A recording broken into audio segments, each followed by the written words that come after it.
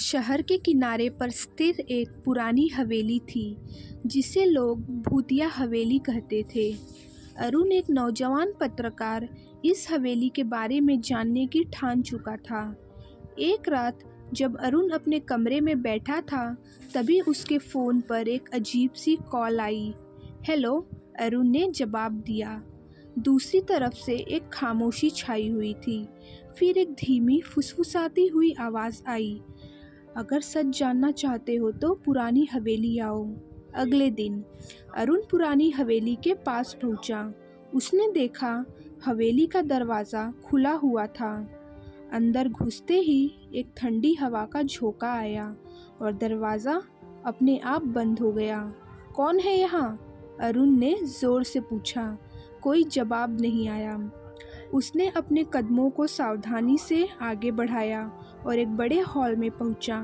दीवारों पर पुरानी तस्वीरें लगी थी, जिनमें से एक तस्वीर में उसकी खुद की शक्ल दिखाई दी।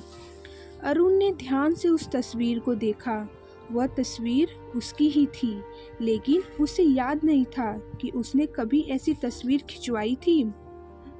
तभी एक औरत की आवाज़ उसके कानों में पड़ी।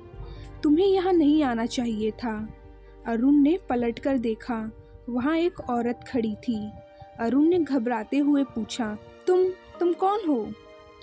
मैं इस हवेली की रखवाली करती हूँ, औरत ने धीरे से कहा। और ये तस्वीरें? अरुण ने जानना चाहा। ये वो लोग हैं जो यहाँ आए तो सही, पर कभी लौटकर नहीं गए, औरत ने उत्तर दिया।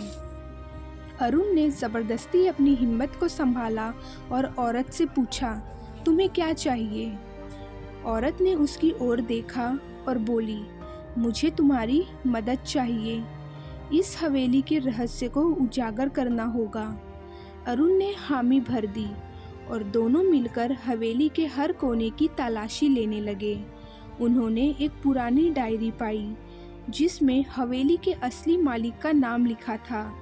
डायरी में लिखा था कि इस हवेली में एक गुप्त कमरा है जहां सारी सच्चाई छुपी हुई है। अरुण और औरत ने मिलकर गुप्त कमरे का दरवाज़ा खोला। अंदर घुसते ही एक भयानक सच उनके सामने आया। हवेली के असली मालिक ने काले जादू का सहारा लेकर अपनी आत्मा को अमर बना लिया था और वह अब भी वहां मौजूद था। अचानक उस कमरे में एक जोरदार हंसी गूंजी। तुम्हें लगता है कि तुम सारी सच्चाई जान पाओगे? तो तुम गलत हो। मैं अमर हूँ। अरुण ने देखा कि कमरे के बीचों बीच एक लाल रंग का पत्थर रखा था। औरत ने उसे बताया कि अगर वह उस पत्थर को तोड़ दे तो हवेली का सारा श्राप समाप्त होगा। अरुण ने साहस जुटाकर पत्थर को उठाया और जोर से जमीन पर पटक दिया। पत्थर टूटते ही एक तेज रोशनी फैली और हवेली में भयानक चीजें गूंज उठी।